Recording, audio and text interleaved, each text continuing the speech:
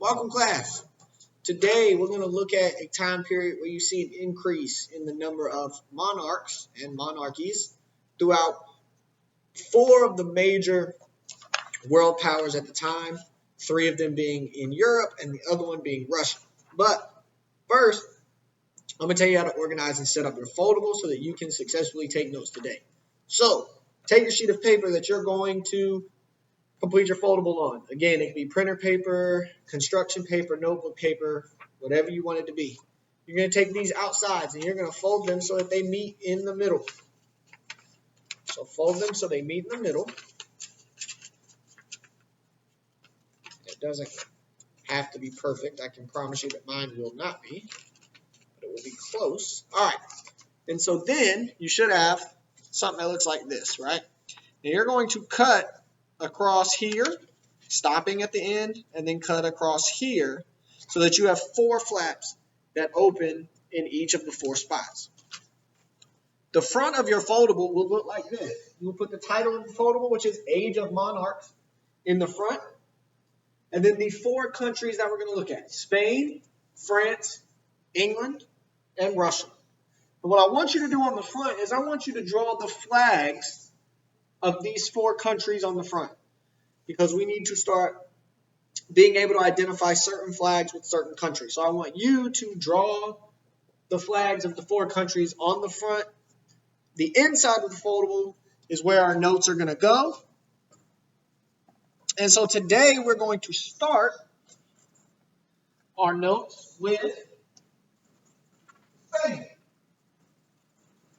Spain is where we're going to start our notes today.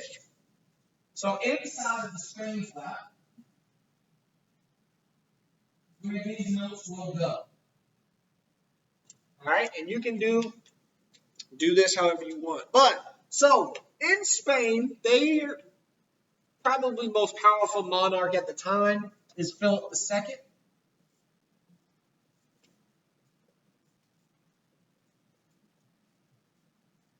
And Philip II is in charge, and he has absolute power. He has the power to make laws, enforce laws, determine what happens, to break the laws, write taxes, all of that. And he starts what he calls inquisition.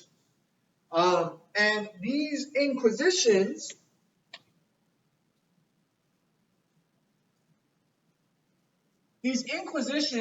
are his way of getting rid of all non-Catholics.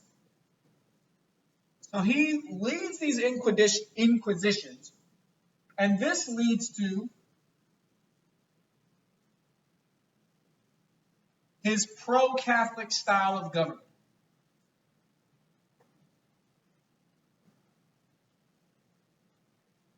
All right, his pro-Catholic style of government. And so after he does this, he also begins to wage many, many, many wars. And it is his war against the English and Britain, called the Spanish Armada, is when he loses his power. He spends a lot of money on the Spanish Armada, and the loss of this war leads to his decline.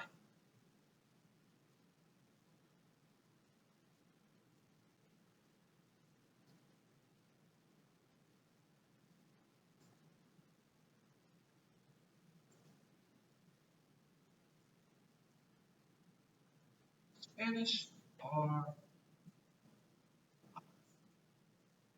All right, so he loses power following the Spanish Armada. The next country that we're going to look at is France. We're going to look at France next.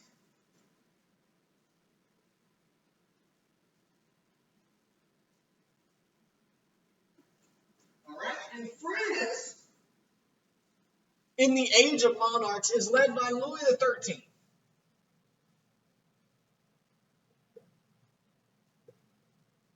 And Louis XIII is a weak king. He's a weak-minded king because he's unable to make decisions. He can be presented with a problem. Here's two possible options to solve it, and he can't make a decision. He's just not able to do so. And he's often conflicted, and he goes back and forth, and he doesn't know what to do. He's like, if you've ever seen your mom, dad, aunt, uncle, grandma, grandpa, whatever, one of them says, hey, where you want to go for dinner? And the other one's like, I don't care. And then normally, for me, how this goes is I'm like, hey, where you want to go for dinner? And then my fiance says, oh, I don't care. And then I name off like 7 places. And every time she's like, no, no, I don't want that. No. And this debate, which I'm sure a lot of you have seen before, is what's going on in Louis XIII's head. He just cannot at all make a decision. And so he asks for help. He goes and he gets help in the form of Cardinal Richelieu. And Cardinal Richelieu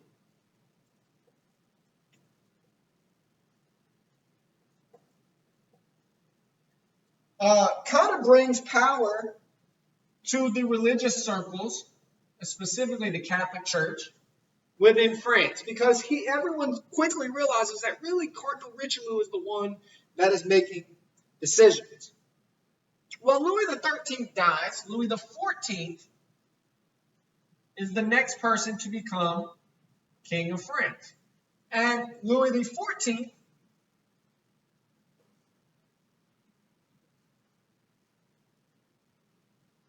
is the solid ruling age of 4.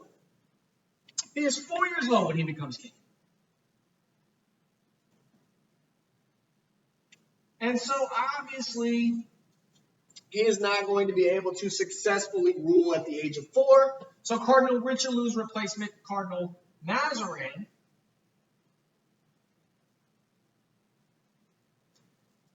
comes to power and again starts trying to increase the power of the church and power of the church. Well, when Louis XIV does become old enough, he strips power from everyone that is not him. Specifically the nobles. So he strips power from the nobles. All decisions have to be made or run through Louis XIV.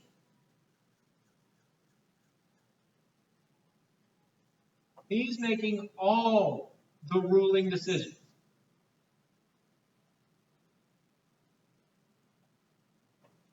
And so he makes all these ruling decisions. He has complete authority. He gets to make laws. He decides foreign policy. He gets to decide who's taxed, how much they're taxed. And while he's in power, he fights 4 wars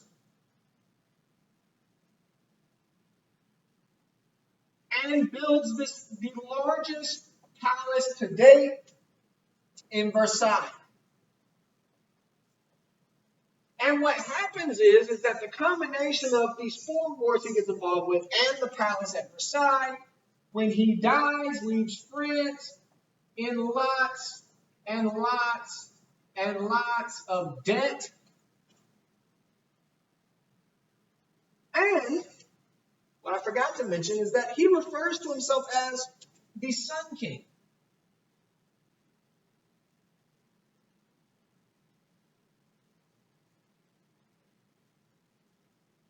And he calls himself the Sun King because he feels that he is France's source of light. And so, he takes power very young. When he's eventually able to rule on his own, he strips all the power from the nobles. He takes absolute control of France. And because there's no one there to kind of check him along the way, he fights 4 major wars. And yes, he does win those wars, but wars are expensive to fight. And not only that, you make enemies along the way. And so those 4 wars combined with the world's largest palace at the time, complete with diamonds everywhere and halls of mirrors and crystals and this just a massive rose garden and just very large palace, largest in the world at the time and still today. Leaves France in a lot of debt, which kind of sets them up for a major revolution along the way. So the next country that we'll look at is Russia. And so we're going to look at Russia next. So we're going to look at Russia next. And Russia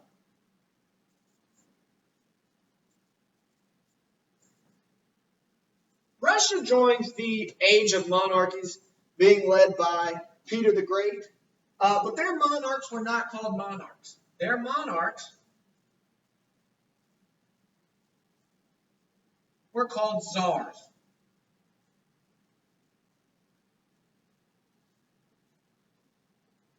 All right, so the czar is nothing but what France, Spain, England call kings and queens. All right, just in Russia, they're called czars. And so Peter the Great is one of the first major czars of Russia.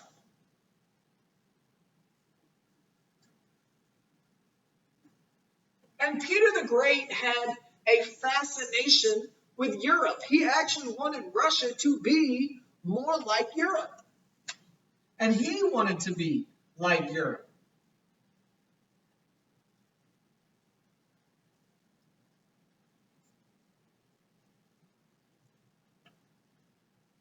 And he encourages the country of Russia to be very European-esque, be European-like. And so much so that he has a beard tax.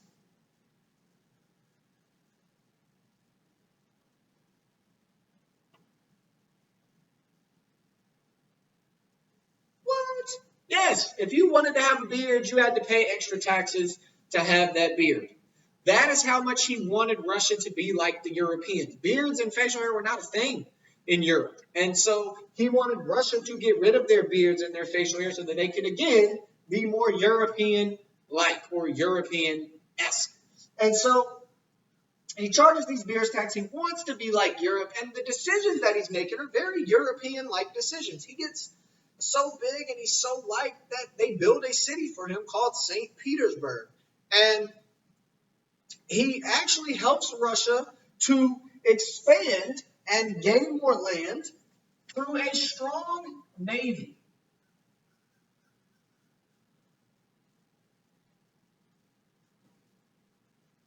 So he watches Great Britain and he sees how Great Britain is able to operate. And so he builds a strong navy very much in the style of Great Britain and is able to expand an already large Russia.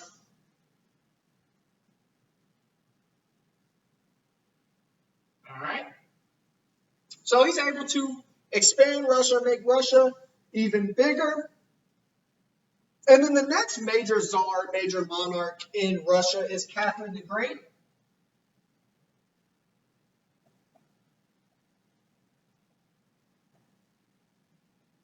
And Catherine the Great, while Peter the Great is able to expand Russia as far as land and puts them on the map economically with those European countries, Catherine the Great makes more social changes, and she starts to expand education.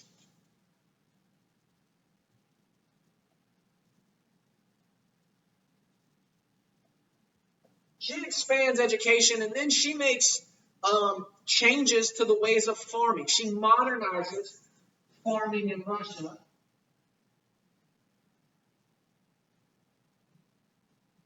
Which allows her more food for the Russian people, the ability to trade that excess food that they may have to make more money for Russia. So Peter the Great makes more military, political, economic differences during the age of monarchs, while Catherine the Great makes more social changes and differences. And so the last country that we are going to look at is going to be England, and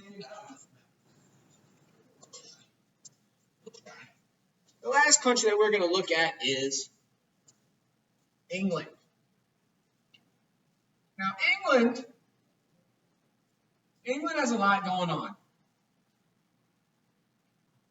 during the age of monarchs. They got quite a bit of craziness going on. Now, their monarchy is not the same as the previous three countries. England and monarchs do not have absolute and complete uh, power and influence. They had a limited monarchy.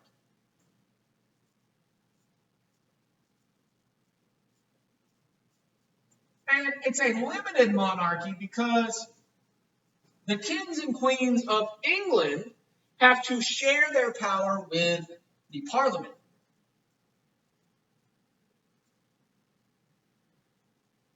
Well, you can imagine at this time when all these other countries have monarchs that are able to do what they want and create the laws they want and set the taxes the way they want it to, that the major players, the people in charge in England, obviously are not going to like this very much. And it starts with James the First. So James the First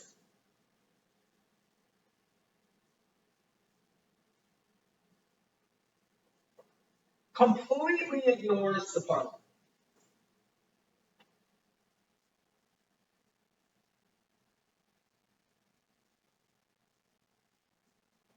Just acts like they don't exist, does what he wants, set the laws that he wants, etc. And he has a strong alliance with the Church of England.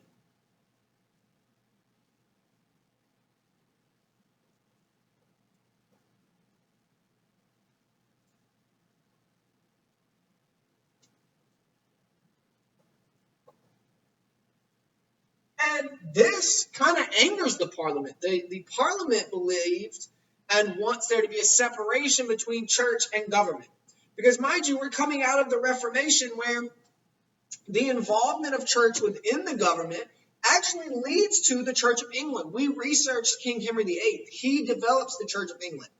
And the Church of England becomes a thing because government and Catholicism are so intertwined. And so it leads to these battles. And the parliament wants there to be this separation, which James I is unable to keep because of his strong relationship with the Church of England. And so James I dies. His son, Charles I, takes power.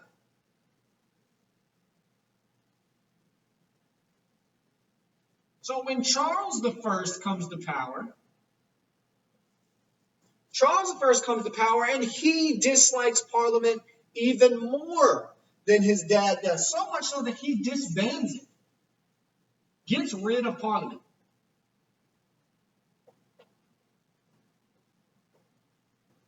I mean, this happens for 12 years. There is no Parliament. It ends up in a civil war. A war is fought in England against England. It's those who agreed with Charles I and didn't believe that there should be a parliament versus those who sided with the previous limited monarchy style and wanted there to be a parliament. And so this civil war takes place. Charles I and his loyalists, as they're called, end up losing, and he is taken captive. And once he is taken captive,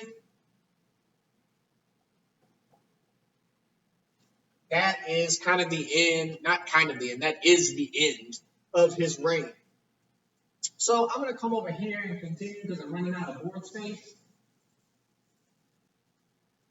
So we're just going to continue on in our notes. And so after Charles I is gone, he's gotten rid of, Oliver Cromwell takes power.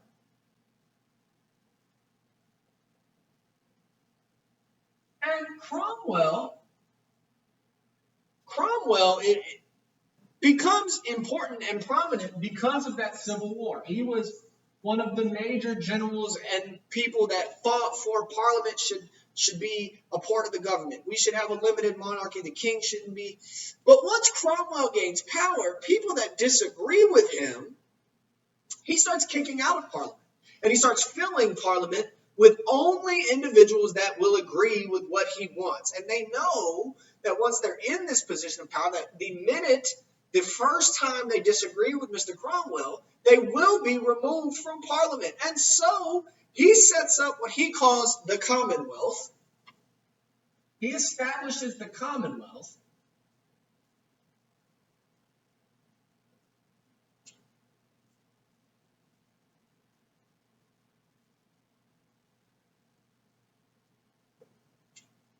And essentially begins to run the Commonwealth like a military dictatorship.